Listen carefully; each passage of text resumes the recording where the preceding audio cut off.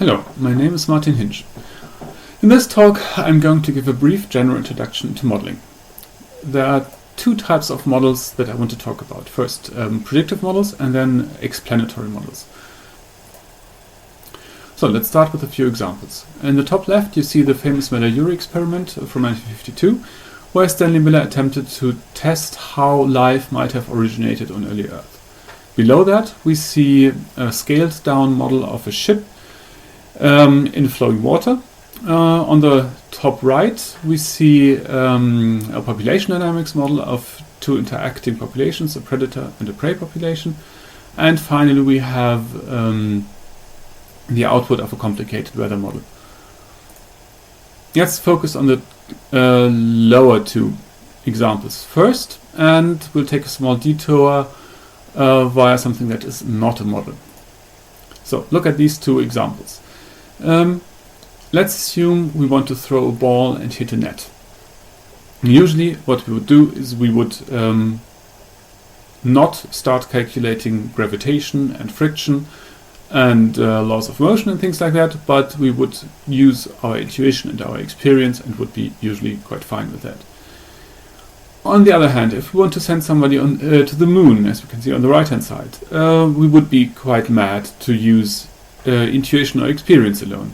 Instead we would take recourse to a huge set of tools in the form of physical laws and calculations, approximate methods, computers and so on, since otherwise we would not be able to do that without probably the entire thing ending in a disaster.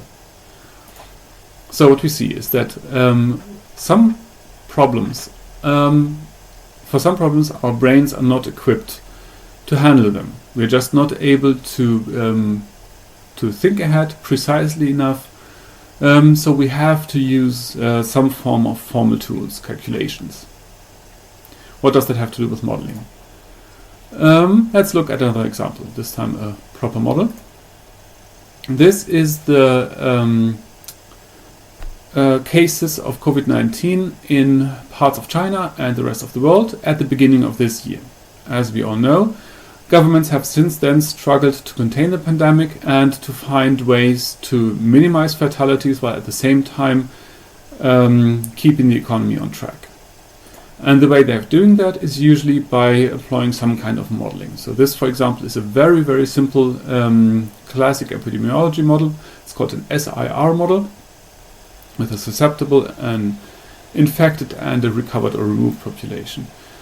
Models like that, in a much more sophisticated form, have actually been used in the real world by governments to find out which scenarios would be most advantageous. So what they do is they use that model, they plug in different initial conditions, then test how the pandemic evolves and see which scenario works best under given boundary conditions. And from that they can then deduce which measures to take, more or less successfully. So on the surface this looks very much like the previous problem. So we have a process that is very, very difficult or very complicated, it has very high stakes, so it's too difficult for the unaided brain. So we have to use a formal description of the process and some kind of mathematical or computational method to find the best course of action. So same motivation, but the difference is that in one case, in the case of the moon landing, most of the processes involved can be described with a really high precision, and in most cases we actually know how precisely we can calculate the process. In the case of this pandemic, this is not the case. We don't fully understand the process. There are many things that happen that we don't know about, or if we know about them, we can't properly formalize them. So, for example, we don't know exactly how the wearing of masks reduces infectivity. We don't know how many people are going to wear masks if we tell them to, and so on. So this is an approximation, a very rough one. And that's essentially the basis, the essence of modeling. Modeling means that we want to approximate a process, but you can't do it precisely. So, predictive modeling means we want to predict how a process behaves under given conditions. Our intuition is not sufficient to let us predict the process well enough. We do not know enough to describe the process precisely, so we have to approximate. And that approximation is then used as a prediction of the behavior of the real process. So this covers our two examples we had. Oh, wait a moment, we have to do something about the ship, so that's actually quite easy. We just remove the formal part and then we're fine. So any kind of approximation actually does. It doesn't necessarily have to be a mathematical approximation, it might also be a physical approximation. And then we have a predictive model of our system. Now, for the upper two examples, what is that? Let's go through them in turns. First, the Miller-Urey experiment, performed by Stanley Miller in 1952, was an attempt to explain how life originated on early Earth. And what he did was essentially he took two glass flasks, one of them he filled with water, the other one with a few basic chemicals, and assumed to reflect the conditions on early Earth, and then connected them, heated the water, and regularly sent sparks to the other compartment. And that setup he let run for a couple of days or a week, and after that you see this brown sludge developing, and what he found was that this sludge actually contains 5 of the essential amino acids that make up every single living being on Earth. A recent reanalysis of the original setup, basically, by the way, found that all 20 amino acids occur. So that was the basic setup.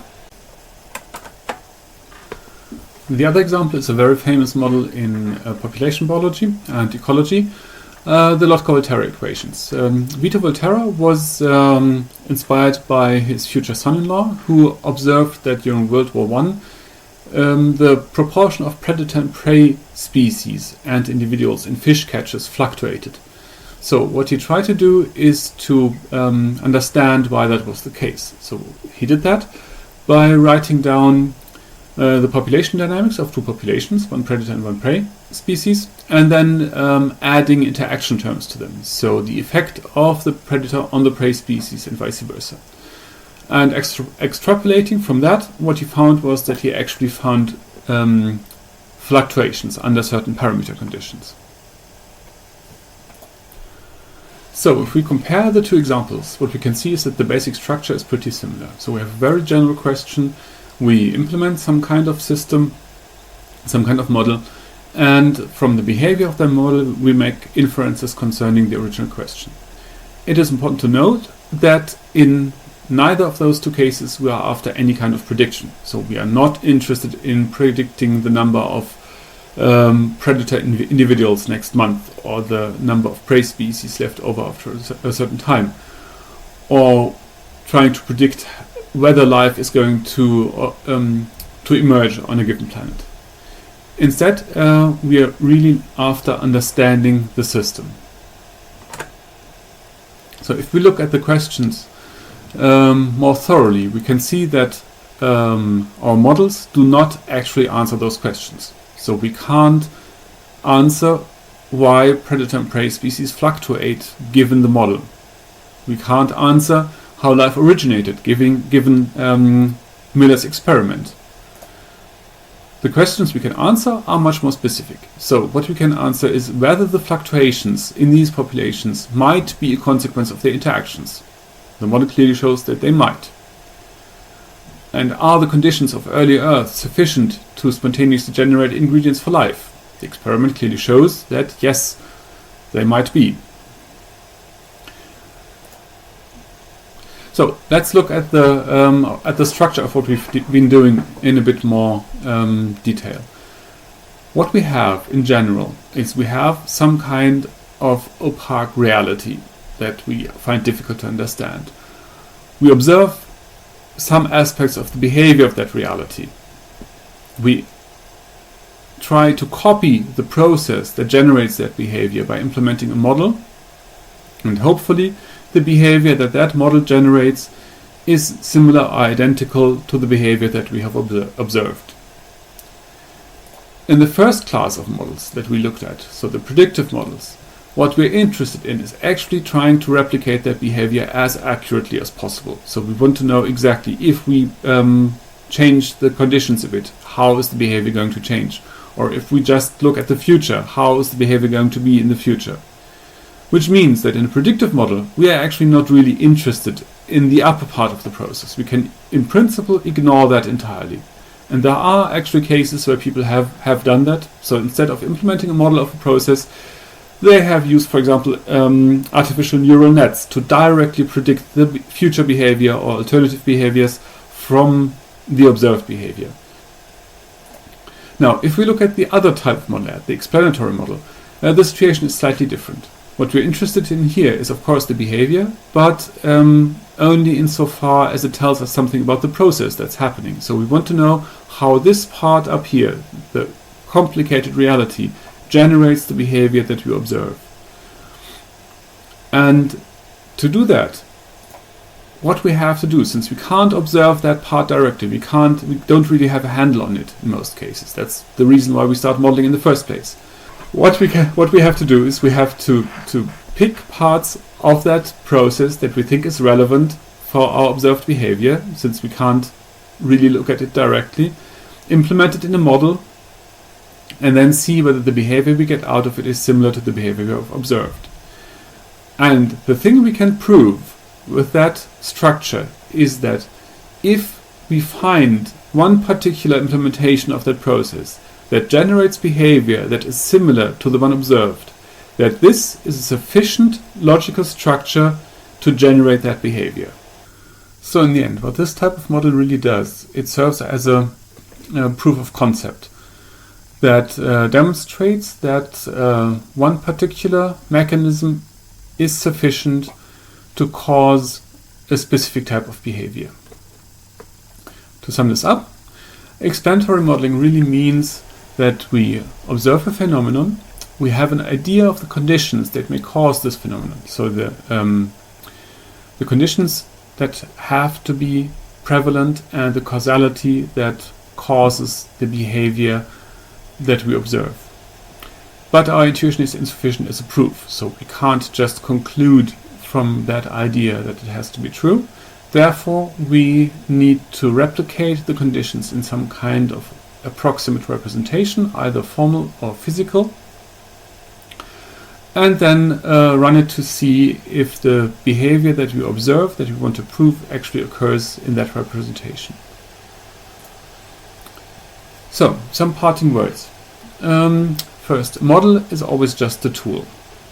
It's really just as good as the context we use it in. For a given part of reality, how we model it depends entirely on what we want to know. So, for example, if we want to model a river, in order to test whether a certain area is prone to flooding, we can do that, we can build a model for that. But for example, if we want to know how long that river is going to retain chemicals that were spilled into it, we can model that as well, but the model would look completely different than the one that we used for the flooding. Or if we want to know how much fishing we can allow in that river, so that we want to model the carrying capacity of fish, we can model that as well, but again, that model will look completely different than the first two. A model without a question is essentially just a toy. So we can do that. It's probably fun to play with, but it does not really fulfill a purpose. Adding things to a model, so making it more precise or comprehensive, does not necessarily make it better. It really always depends on the question we are asking. And finally, the only thing a model can really show is the consequences of a set of assumptions. That is all it can do. So it really depends on the right question, how useful a model is. And that's it for this part. Thank you for listening.